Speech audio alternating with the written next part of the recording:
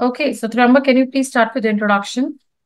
Yes, ma'am. Good afternoon, ma'am. My name is Trimbak Pathak. I am from Devariya, Uttar Pradesh. I am graduated in civil engineering from Rajki Engineering College, Bijnor in year 2020 with 8.12 CGPA. My educational journey began with 76.8% in intermediate from Central Public Academy, Chauri Chaura, Gorakhpur, and along with a perfect 10 CGPA in high school from Saraswati Vidya Mandir, Devariya. In addition to my academic achievements, I have a strong interest in sports. I represented my college in sports fest, inter-university sport fest in volleyball, and I also organized the college sports meet. My father is teacher and my mother is a homemaker. Okay, fine, right. तो आपके father और mother father government job में है? Yes, ma'am. Okay, so is in teaching, right? Yes, ma'am. आपने masters किया Trimbak? No, ma'am. Only क्यों graduation. Masters क्यों नहीं किया आपने? मैम, हायर स्टडीज काफी अच्छा ऑप्शन है, बट मैं चाहता था कि मैं एप्लीकेशन फील्ड में आऊँ, तो मैंने ऐसा ट्राई कर रहा हूँ कि मैं पब्लिक सेक्टर ज्वाइन करके अपने अभी तक से जो नॉलेज अटेंड किए हैं उसको अप्लाई करूँ। ग्रेजुएशन कौन से ईयर में किया आपने? Graduation ma'am 2020। 2020 के पास आउट हो, कैंपस प्लेसमेंट क्यों नहीं दी यस थी? मैम, कोविड ईयर था तो उस टाइम में कंपनी विजिट नहीं थी इस कॉलेज में। उसके बाद 4 साल का गैप है, क्या कर रहे हो गैप में? मैम, कोविड ईयर के बाद मैंने ये रियलाइज किया कि एक स्ट्रांग करियर ग्रोथ जरूरी है। तो मैंने उस समय जब सिचुएशन स्टेबलाइज हो गई तो मैंने गेट और इंजीनियरिंग सर्विस की प्रिपरेशन शुरू करी। और लास्ट 3-4 ईयर से मैं गेट में कंटिन्यूसली अपने आप को इम्प्रूव करते हुए परफॉर्म कर रहा हूँ। और मैंने इंजीनियरिंग सर्विसेज के मेंस भी दिए हैं, एसएससी के भी काफी मेंस दिए हुए हैं। तो मैं मैं अपने आप को मैं अपनी स्किल्स को ऐसे ही इम्प्रूव करने में ही लगा रहा हूँ। त्र्यंबक, आप इंजीनियरिंग सर्विसेज में भी जाना चाहते हो, एसएससी में भी ट्राई कर रहे हो, पीएसयूज में भी ट्राई कर रहे हो, what is your ultimate aim? Aim क्या है आपका? मैम, मेरा अल्टीमेट एम है पब्लिक सेक्टर ज्वाइन करना, क्योंकि अगर इंजीनियरिंग सर्विस में देखें तो इंजीनियरिंग सर्विस की जो जॉब्स हैं more about the policy making है। बट अगर पीएसयूज की जो जॉब्स हैं वो रेदर देन पॉलिसी मेकिंग तो है ही, साथ में उसका इम्प्लीमेंटेशन ऑन द ग्राउंड भी है। दैट्स फाइन, लेकिन आपने कोई भी प्राइवेट में क्यों नहीं ट्राई किया? आपने गैप मैम प्रेफर किया rather than you can say you took some kind of an exposure to nourish your skill. Ma'am yes ma'am, मैंने प्राइवेट प्रेफर नहीं किया, क्योंकि मैं स्टेबिलिटी और स्ट्रक्चर्ड कैरियर ग्रोथ जो पब्लिक सेक्टर ऑफर्स करती हैं उसके मैं उससे काफी ज्यादा मतलब उसकी तरफ इंक्लाइंड हूँ। अनलाइक जैसे कि in private sector there are lateral recruitments, तो आपको एक क्लियर पाथ नहीं मिलता है कैरियर ग्रोथ का। अगर मैं किसी भी पब्लिक सेक्टर में एज ए ट्रेनी ज्वाइन करता हूँ तो मेरे पास एक फोकस्ड करियर ग्रोथ का पाथ होता है कि मैं टॉप ऑफ द लैडर भी जा सकता हूँ। बट प्राइवेट सेक्टर में देखा जाए तो मैम एक्चुअली क्या है कि वहाँ पे लेटरल एंट्रीज भी हैं। वहाँ पे कंटिन्यूअस स्विच का एक वो है कि लोग इधर से स्विच कर करके वो लेटरल एंट्रीज के थ्रू मेरे से ऊपर भी जा सकते हैं। और जो बेनिफिट्स और ये पब्लिक सेक्टर ऑफर करती हैं वो जॉब के साथ साथ जो अदर बेनिफिट्स हैं जैसे मेडिकल फैसिलिटीज या फिर पर्सनालिटी डेवलपमेंट के जो चीजें हमें पब्लिक सेक्टर में मिल सकती हैं वो प्राइवेट सेक्टर में हैं, बट उतनी नहीं है। त्र्यंबक, ऑल द पीएसयूज में आईओसीएल प्रेफर कर रहे हो या और भी पीएसयूज को टारगेट कर रहे हो? मैम, अभी तो ट्राई तो मैं कर रहा हूँ, बट मेरा मेजर जो फोकस है वो आईओसीएल की तरफ है, क्योंकि ये लास्ट 20 ईयर से ग्लोबल फॉर्च्यून 500 की रैंकिंग में टॉप पे परफॉर्म कर रहा है। ये इसका स्ट्रांग ग्लोबल प्रेजेंस है, और इस आईओसीएल की जो कमिटमेंट है टुवर्ड्स सस्टेनेबिलिटी और इन्वायरमेंटल कमिटमेंट्स में है, जैसे ये अपने न्यू आइडियाज ला रहे हैं in the field energy and fuel field, तो ये काफी मतलब एक्साइट करती है मुझे प्रोफेशनली ग्रो करने के लिए। और इसके साथ साथ मतलब अपना एडवांसमेंट जो इंडस्ट्री में हो रही है उसके साथ कोप अप करने के लिए। त्र्यंबक, फायर आउटब्रेक हो जाएगा वर्क प्लेस में, कैसे प्रिवेंट कर सकते हैं हम इन चीजों को?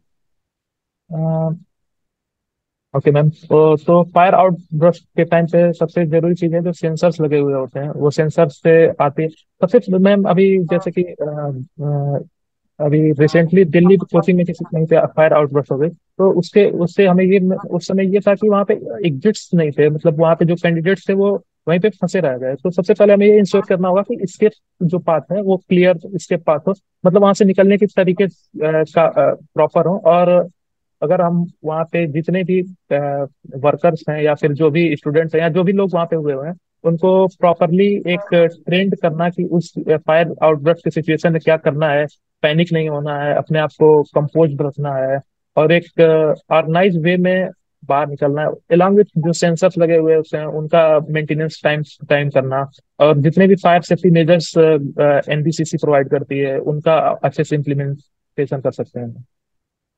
ओके। फायर ट्रायंगल क्या होता है और इसके क्या वर्टिकल्स होते हैं? Ma'am sorry, I don't have idea. Okay. Tryambak, tell me one thing, why you think that you should be hired? मेरे पास और भी बहुत कैंडिडेट्स हैं, वेरी गुड एक्सपीरियंस है, आपको क्यों हायर करना चाहिए?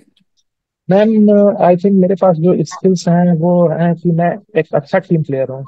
मैं अपने, अगर मुझे किसी टीम में डाला जाता है तो मैं उनके साथ ऑर्गेनाइज्ड वे में काम कर सकता हूँ, और जो भी मुझे टास्क दिया जाए वो मैं उसको गिवन टाइम में तो कंप्लीट करूंगा ही, बट मैं उसकी क्वालिटी को कभी कॉम्प्रोमाइज नहीं करूंगा कि जो भी क्वालिटी है वो मेंटेन रहे। और मैं मुझे जो भी वर्क असाइन होगा उसको एक प्रॉपर ऑर्गेनाइज वे में करना करूंगा मैम।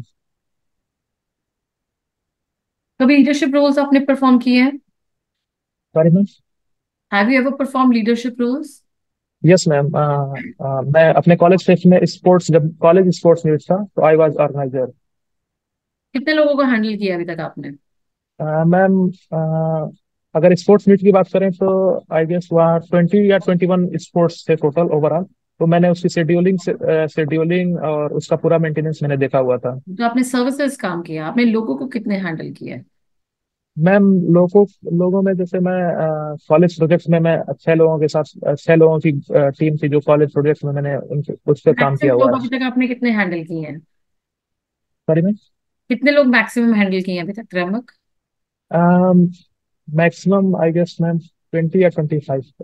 क्या एसओपीस लगाए थे 25 लोगों को हैंडल करने के लिए आपने? मैम एक्चुअली कॉलेज में फुटबॉल चल रहा था जिस टाइम पे, उस समय वहाँ पे क्लासेस हो गए थे रिगार्डिंग रेफरी रेफरी डिसीजन को। तो मैम उसके टाइम पे जो मतलब दोनों टीम्स थी वो आपस में क्लैश करने लग गई थी, उनके बीच काफी हीटेड आर्गुमेंट हो गए थे। तो उस टाइम पे मैंने मैम बाकी दोनों कैप्टन्स को और बाकी जो मतलब प्लेयर्स थे जिनके ऑब्जेक्शन थे और रेफरी को लेके प्रॉपर जो भी उनके कंसर्न थे उनको एड्रेस किया था, और एक ऐसा इंश्योर किया था कि आगे से जो भी आप लोगों को हो तो मतलब अ, ऐसे एग्रेसिवली ना रिएक्ट करके आप सबको एक अच्छे से कोऑर्डिनेट करके अपनी बातें रखनी होंगी। त्र्यंबक, वो तो होते कॉन्फ्लिक्ट रिजॉल्व करवाना, वो आपने मीडिएटर बने थे आप। मैंने पूछा आपने टीम हैंडल किया जिसमें आपने टीम से काम करवाया, क्वेश्चन ये है। Yes, yes ma'am. एक्चुअली मेरे जिस कॉलेज से मैं आता हूँ वहाँ पे स्पोर्ट्स ग्राउंड जो था वो हमें रिसेंट गवर्नमेंट ने बहुत मतलब स्पोर्ट्स मीट के आई गेस 1 या 2 मंथ्स बिफोर ही हमें मिली थी, वो ग्राउंड मिला था। तो हमें वो पूरा ग्राउंड क्लीन करना था और जितने भी स्पोर्ट्स इंफ्रास्ट्रक्चर डेवलप करने थे तो उसको हम्म। डेवलप करने के लिए मैंने कॉलेज से वॉलेंटियर्स चूज करे थे। और जैसे वहाँ पे काफी ज्यादा घास घास थी उसको हटाया था, फिर ग्राउंड को लेवल करा था, फिर अलग अलग जैसे बैडमिंटन के ग्राउंड बनाए थे तो उसका मेजरमेंट था, फुटबॉल का अलग ग्राउंड बना था, क्रिकेट का पिच बनाया था। तो मैंने वहां पे किया था।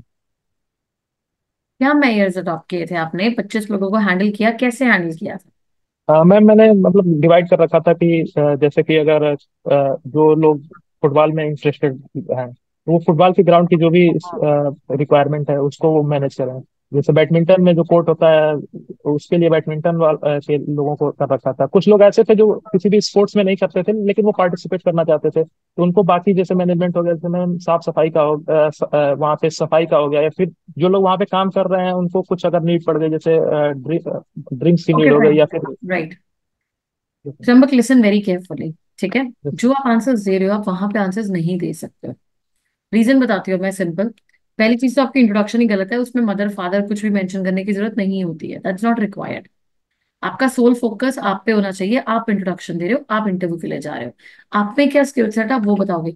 इंटरमीडिएट, हाई स्कूल, जब तक हमारे सीजीपी कितनी है कोई मैटर नहीं करता, everyone at that time is above 9, कोई सीजीपी का वो एक्स्ट्रा मार्क्स नहीं है। हाँ, स्कॉलरशिप मिली होती है आपकी, गवर्नमेंट फंडेड थे तो आप जरूर बता सकते हो, ऐसा कुछ भी नहीं था तो लीव दैट पॉइंट। ठीक है, सिंपल आ जाएगा। Good morning ma'am, I am Trambak, I come from city this, coming to my academic curriculum, I've pursued my graduation from so and so university. In my graduation, my major project, or you can say I've done multiple projects, major project ये था मेरा, यहाँ पे internship, कुछ भी एक चीज बता सकते हो। अपार्ट फ्रॉम इट आप बाकी चीजें बता सकते हो। प्रोजेक्ट के सिवाय मैं, I am a person who is indulge in cocurricular activities also, I am actively participating in जो भी आप एक्टिविटीज में पार्टिसिपेट करते हो। इंट्रो गलत, पहली चीज। ठीक है, वाई नॉट मास्टर्स? मैं, masters a very good option. I was indulged, or you can say I was capturing to, because I wanted some kind of a financial stability, और मुझे प्रैक्टिकल एक्सपोजर चाहिए था, इस वजह से मैंने मास्टर्स कैरी नहीं किया। That's an answer, right? वो भी गलत आंसर आपका। उसके बाद आपने जस्टिफाई गैप, चलो वो तो आपने गलती की है। आप एसएससी भी बता रहे हो, गेट भी बता रहे हो, इंजीनियरिंग सर्विस बता रहे हो, तीन डिफरेंट डोमेन्स, पीएसयू भी। यहाँ तो आप स्टेट पीएसयू टारगेट करते हो, या सेंट्रल गवर्नमेंट टारगेट करते हो, या कोई चीज टारगेट करते हो। अब हर एक में जाओगे तो कैसे टारगेट करोगे? कोई सिविल सर्विसेज वाला बच्चा ये बोलेगा कि मैं सिविल सर्विसेज, मैं साथ में वो क्लैरिकल पेपर भी भर रहा हूँ, जूनियर इंजीनियर के भी भर रहा हूँ, इसमें भी भर रहा हूँ। Have you ever heard it out? नहीं, फोकस बताएगा कि मैं सिविल सर्विसेज के लिए आएगा। Same way ma'am, I was preparing for civil services by side, but I was also indulged in PSUs. I could not clear the civil services, or you can say engineering services, for the last years. Then I dropped the idea and I started preparing for GATE. Very simple. SSC भी बीच में दिया, gate भी दिया, कोई use नहीं है, गलत answer है वो भी आपका। प्राइवेट में क्यों नहीं मैम? मेडिकल फैसिलिटी मिलती है, ये मिलता है, एचआरए मिलता है। मेरे पास दो बच्चे आ रहे हैं, मैं किसको हायर करूं?